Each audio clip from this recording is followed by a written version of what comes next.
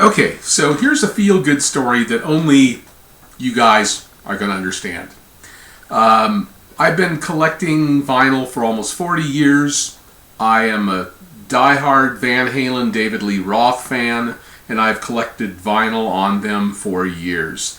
So, about 1999, I had sold my entire Van Halen vinyl collection, which was a lot of bootlegs, because that's mostly what I collect.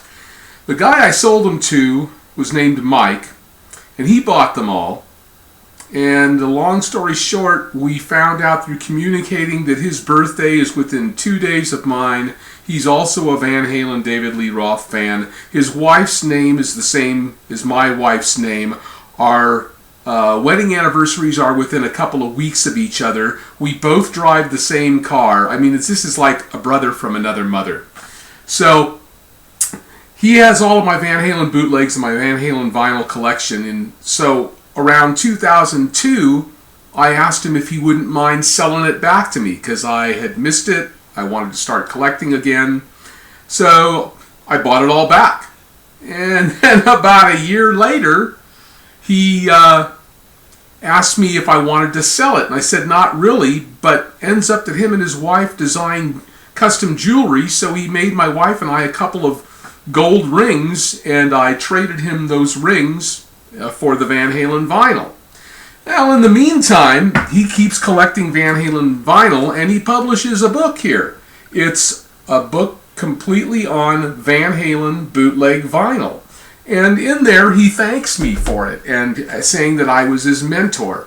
Well, I was really thrilled with that. I had no idea the book even existed. So I bought the book, and now Mike has my Van Halen collection, but through the years, he'll send me an email. Hey, do you have this? I found this on eBay. Well, one of the Van Halen albums that I had, that Mike has now, is a Van Halen bootleg. It's a 2 LP set from 1979 in Washington, and it's called This Is Joe. And it's made on black vinyl and clear vinyl. So he sent me a link about 3 days ago. The clear vinyl was up for auction. I emailed the guy that was selling it and said, I'm very interested. Do you have a buy it now price since you don't have any bidders on it?